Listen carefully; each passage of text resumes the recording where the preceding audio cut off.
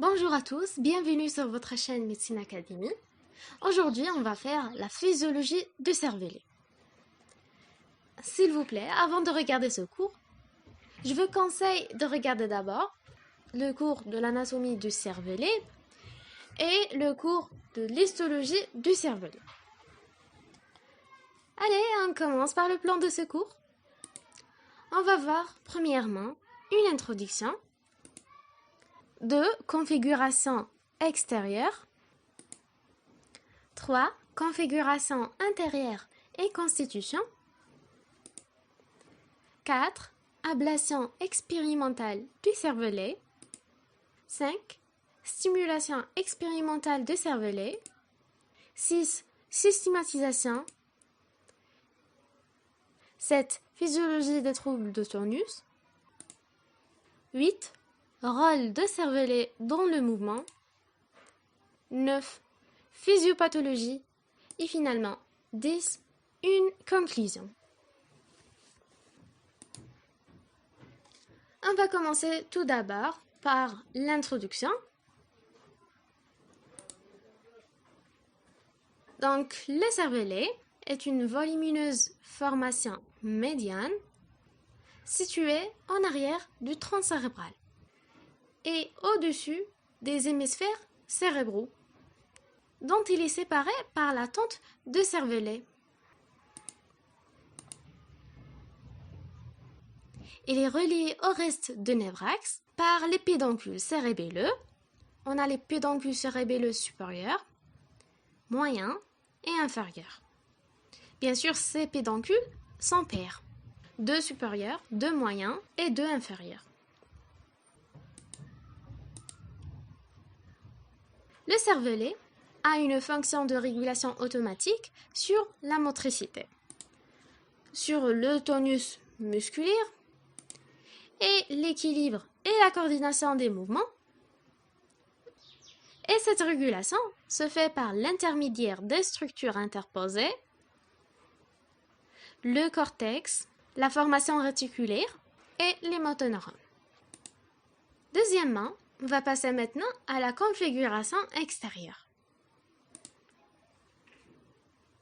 La situation du cervelet, elle est située dans la fosse postérieure, ou s'appelle aussi la fosse cérébelleuse. Elle est là, en bleu.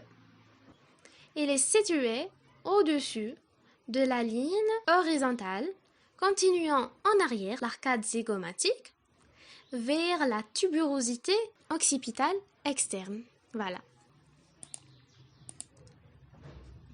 Deuxièmement, la forme de cervelet. Donc le cervelet a 3 parties distinctes.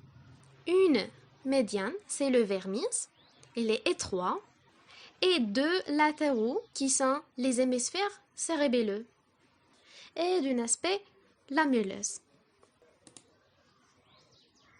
Troisièmement, la description. Il présente 3 faces. La face supérieure, inférieure et la face antérieure. La face supérieure et la face inférieure sont séparées par grands saillants circonférentiels. Voilà. Voilà, c'est ça la face supérieure. Elle présente 2 incisures médianes de forme similunaire entre les 2 hémisphères et le vermis. Et la face inférieure, voilà, entre les 2 hémisphères cérébelleux, il y a la grande scissure médiane, au fond de laquelle se trouve le vermis. Voilà. Et la face antérieure, elle est divisée en 2 parties, une partie inférieure et une partie supérieure. 4. La division anatomo-fonctionnelle. Le cervelet, il est divisé en lobules et chaque lobule a une partie vermienne et une partie hémisphérique. Donc les saillants de premier ordre divisent le cervelet en lobules et ceux de deuxième ordre délimitent les lames. Et il y a aussi de troisième ordre qui divisent les lames en lamelles. On va voir les lobules de chaque face. A. Les lobules de la face supérieure. A, on a le lobule de l'ingula, il est ici. B, le lobule central, voilà. C, le lobule quadrilatère antérieur. D, le lobule quadrilatère postérieur. Et E, le lobule semi-lunaire supérieur. B, les lobules de la face inférieure. On a le lobule semi-lunaire inférieur, voilà. B, le lobule grêle des hémisphères, voilà. C'est ça la pyramide de Malacarin. Et C, le lobule dégastrique, il est ici, voilà. C, les lobules de la face antérieure. Le vermis inférieur forme la luette, voilà. Et les hémisphères sont représentés par un lobule horizontal, voilà. C'est le folliculus ou le lobule de deuxième. Et un lobule vertical, c'est l'amygdale, voilà. Voilà, c'est ça, la configuration extérieure de cervelet. On a parlé déjà de tous ces éléments en détail dans le cours de l'anatomie du cervelet. Maintenant, 3. Configuration intérieure et constitution. Sur une coupe de cervelet, on peut distinguer nettement 3 parties. La substance grise périphérique, voilà, elle est là, qui s'appelle aussi l'écorce cérébelleuse. Ensuite, on a la substance blanche, tout ce qui est en blanc, et la substance grise centrale, ou bien les noyaux. On va étudier ces 3 parties. On commence par l'écorce du cervelet, sur une coupe d'une lamelle cérébelleuse. Après coloration, on voit 3 couches. La couche externe, voilà, elle est là, elle est claire. Elle est pauvre en cellules. Elle possède des cellules étoilées. Leur axone forme une courbée dans laquelle repose l'écart de la cellule de Purkinje. La deuxième couche, c'est la couche moyenne. Voilà, elle est là, elle est étroite, formée d'un seul rangée de cellules. Voilà, qui sont les cellules de Purkinje. Sont de grandes cellules en forme de poire bipolaire. Du pôle externe partant les dendrites qui atteignent la surface du cervelet et du pôle interne partant l'axone qui va se terminer dans les noyaux de cervelet. Et troisièmement, la couche interne, elle est là, voilà, ou la couche des graines qui sont des neurones afférentes. Il y a aussi des cellules névrogliques qui sont en plus les cellules empanachées de Golgi.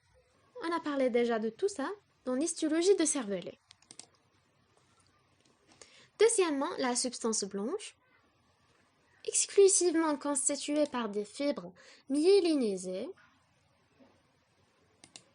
On a les fibres efférentes, qui sont les axones des cellules de Purkinje, qui vont au noyau de cervelet.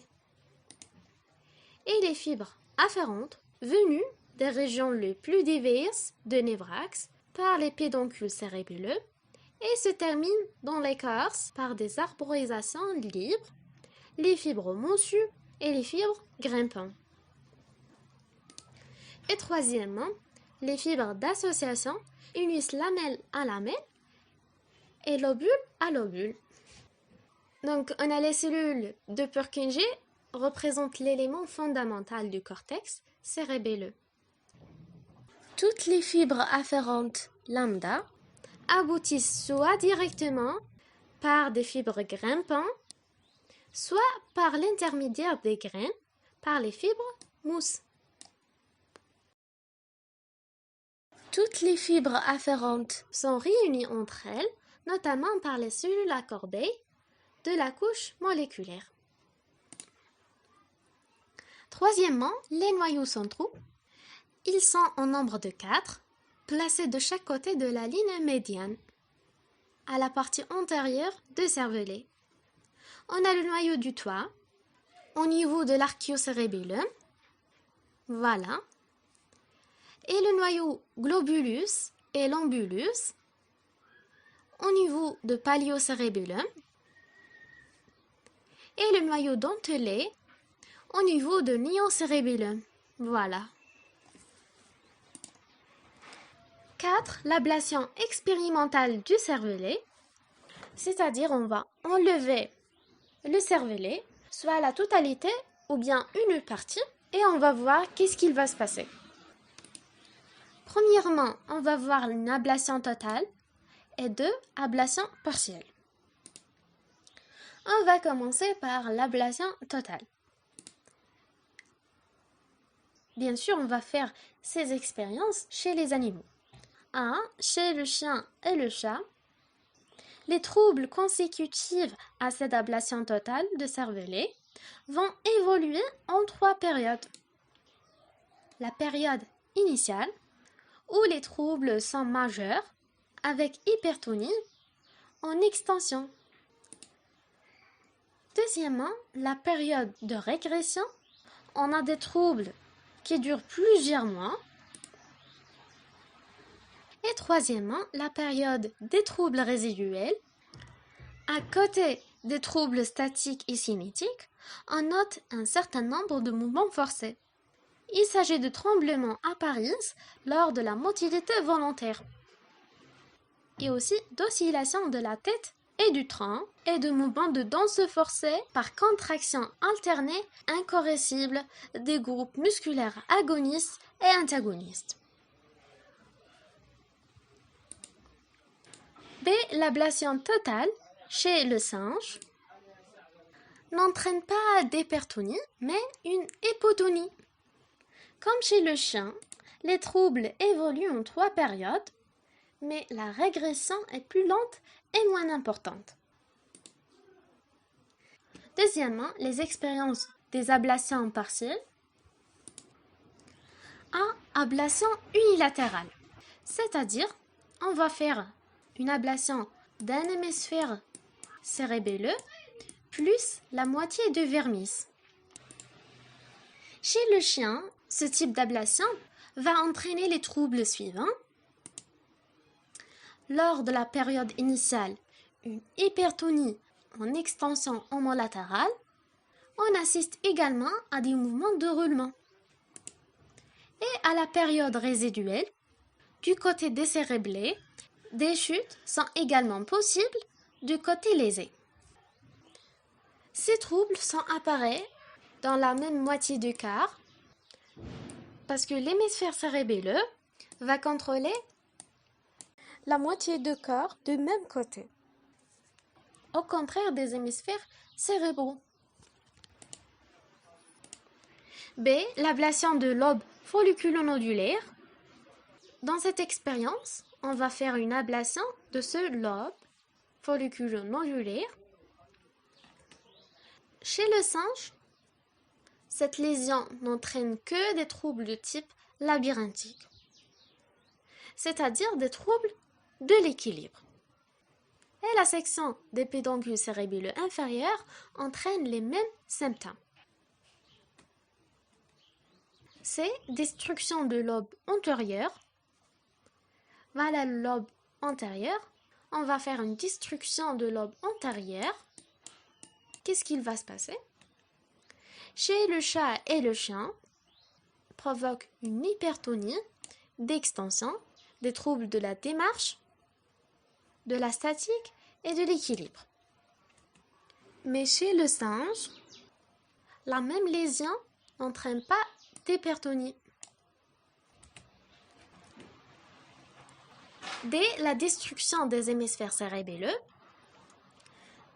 c'est-à-dire les 2 hémisphères cérébelleux, on va les faire une destruction et on laisse juste le vermis. Chez le chat et le chien, une hypotonie posturale homolatérale ainsi qu'une hypermétrie et des tremblements. Chez le singe, les troubles sont beaucoup plus marqués et retentissement gravement sur la motilité volontaire, c'est-à-dire dans la coordination des mouvements. A5. Stimulation expérimentale du cervelet. C'est-à-dire on va stimuler les parties du cervelet et on va voir qu'est-ce qu'il va se passer. Ces expériences sont surtout portées sur le lobe antérieur, le paliocérébellum. La stimulation du lobe antérieur du cervelet inhibe le tonus des muscles extenseurs de façon homolatérale, c'est-à-dire la même moitié du corps. L'action de paliocérébellum s'exerce par l'intermédiaire de motoneurones gamma. La systématisation. Les connexions sont établies par les 6 pédoncules cérébelleux qui se réunissent au niveau de l'île de cervelet et délimitent le toit de 4e ventricule. Les pédoncules cérébelleux supérieurs naissent des noyaux de cervelet. Les pédoncules cérébelleux moyens se terminent en éventail au niveau des hémisphères cérébelleux et les pédoncules cérébelleux inférieurs semblent continuer les cordons postérieurs.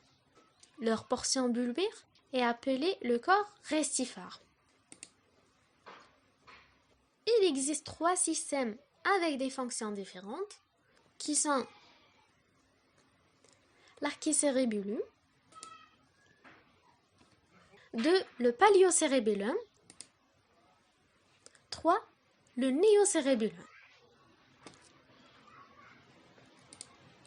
Premièrement, l'archicérébellum se déroule au niveau de lobe folliculo-nodulaire. Ce lobe représente un centre de contrôle de l'équilibration et les connexions sont uniquement vestibulaires. Un arc céréblopède ou bien afférent et un arc céréblofuge. Les deux arcs réalisent un circuit branché en dérivation sur les noyaux vestibulaires. Voilà ici les noyaux vestibulaires au niveau du tronc cérébral. Donc, l'archicérébellum est réalisé par la connexion entre le cervelet et le système vestibulaire. C'est ça. Le deuxième système, c'est le paliocérébellum. Il est constitué par l'ingula, le lobule central et le lobule quadrilatère antérieur sur la face supérieure du cervelet et aussi par l'amygdale et la pyramide sur la face inférieure. Il a des connexions uniquement avec la moelle épinière et le tronc cérébral. Il intervient dans la régulation du tonus, de posture de muscles extenseurs antigravidiques. Donc le paliocérébellum, c'est la connexion de cervelet avec le tronc cérébral et la moelle épinière. Toujours dans le système paliocérébellum, on va voir les afférences et les efférences. Les afférences, on a 2. On a le faisceau spino-cérébelleux direct ou bien croisé ou dorsal de Flesch-Sigg et le faisceau spino-cérébelleux croisé ou ventral de Gouer. Voilà ces deux afférences. Spino, la moelle spinale, cérébelleux, le cervelet. B. Les efférences. On a plusieurs références. Le paliocérébellum projette par plusieurs faisceaux de vermis vers l'intermédiaire des noyaux ambulus et globulus. On a les fibres cérébelleux rubriques par les pédoncules cérébelleux supérieurs et les fibres cérébelleux vestibulaires vont au noyau vestibulaire et de là dans la moelle par le faisceau vestibulo-spinal. Ensuite, les fibres cérébello-olivaires et les fibres cérébello réticulaire va à la substance réticulée et de là dans la moelle par la voie réticule spinale. C'est ça. Le troisième système, c'est le néocérébellum. La dernière pièce phylogénétique de cervelet est chargée de contrôler la mobilité volontaire. Il est en relation avec le cortex cérébral. Les afférences, elles sont essentiellement constituées par des fibres d'origine corticale. Voilà. Et les efférences, on a deux courants principaux. L'un à partir de noyaux rouges et l'autre va à partir de thalamus. D'accord? Il existe des interrelations très riches entre cortex cérébral et néocérébellum. C'est ça, on a terminé par les trois systèmes.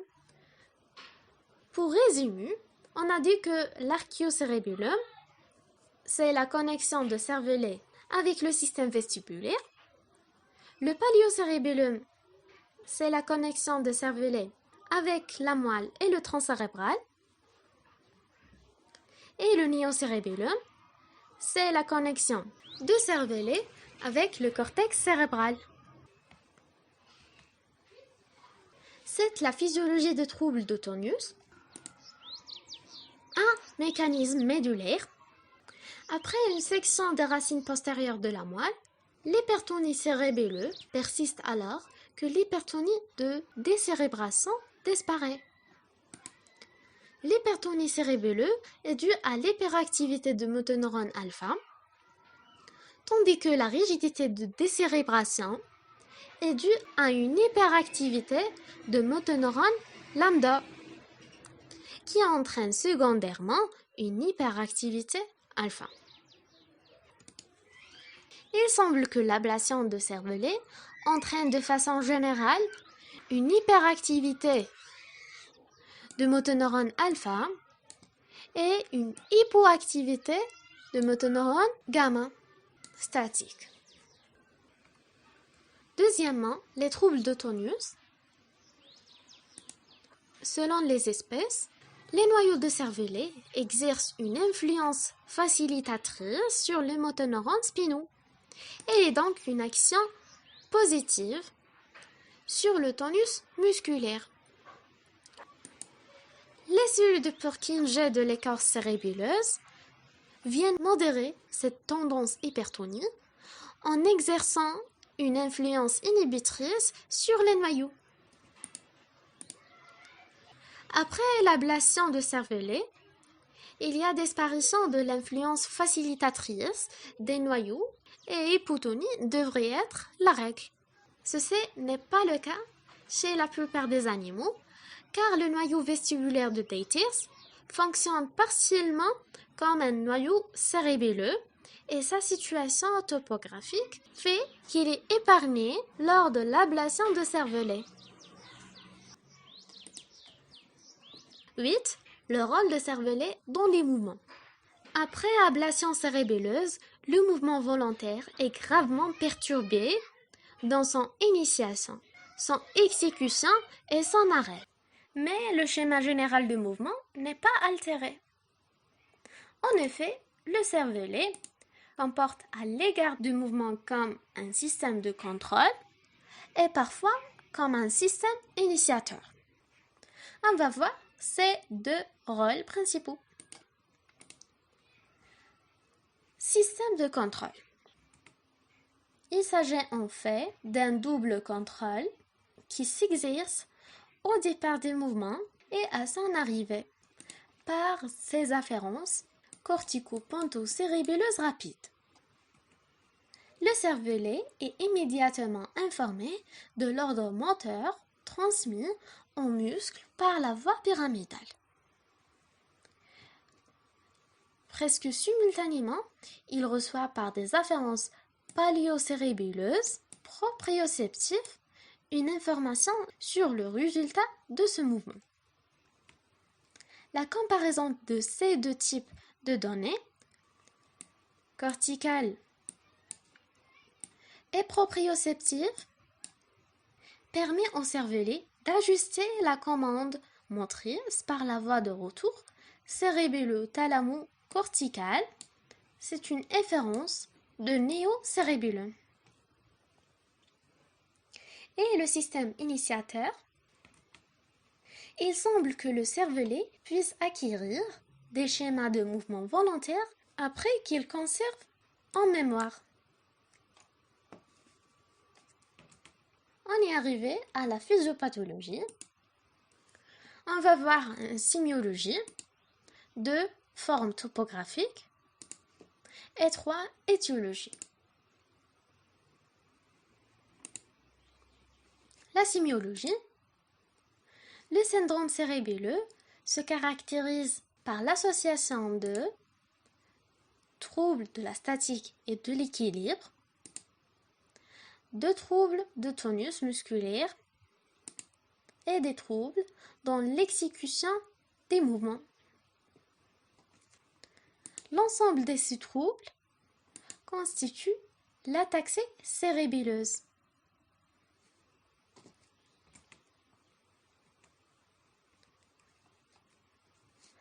Les troubles de la statique, c'est-à-dire on ne peut pas maintenir l'équilibre. En effet, la personne qui a des troubles de la statique, il va s'élargir le plégant de sustentation pour pouvoir être en équilibre. Et aussi, la marche s'effectue en zigzag. B. Le trouble de tonus, l'hypotonie cérébelleuse qui porte sur la passivité, la réflexe osteo-tendineux sont pendulaires, c'est-à-dire les réflexes de posture sont aboulés. Notamment, le sujet ne décolle pas les talons lorsqu'il est s'accroupit.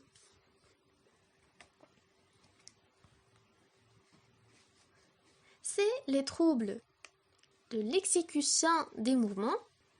On a 2 composantes, dans l'espace et dans le temps. Dans l'espace, la dissymétrie à type d'hypermétrie et la synergie. Et dans le temps, la dyschronométrie, la diado-cosinisée et le tremblement intentionnel. Dès les conséquences, on a maladresse de cérébelleux, les gestes fins lui sont très difficiles, écriture cérébelleuse, elle est faite de grandes lettres de taille inégale et au jambage démesuré, et aussi les intervalles sont irréguliers. La parole cérébelleuse, elle est lente et mal articulée.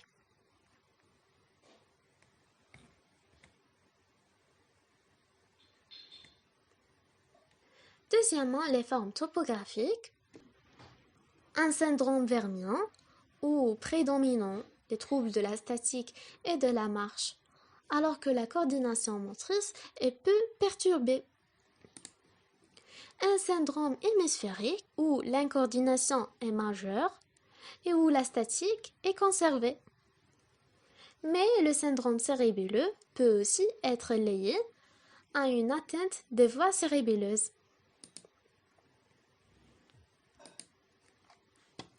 Troisièmement, l'étiologie. On a des causes vasculaires, les ramollissements, rares dans le cervelet, même intéressants, plus volontiers, les voies cérébelleuses du tronc cérébral. Cause tumorale, les tumeurs de la fosse postérieure, l'angle ponto-cérébelleux. On a aussi des causes infectieuses et les causes dégénératives. C'est ça, on est arrivé à 10, la conclusion. Le cervelet apparaît comme un organe purement moteur. Chacune de ses couches phylogénétiques assure un rôle physiologique particulier. L'étude néocérébellum montre ainsi que le cervelet ne peut plus être cantonné à un simple rôle de contrôle des activités motrices corticales, mais qu'il participe aussi à l'initiation, à l'exécution et à l'arrêt du mouvement volontaire. Et voilà, merci d'avoir regardé cette vidéo. Si vous voulez, abonnez à la chaîne pour avoir plus de cours. Merci, à bientôt.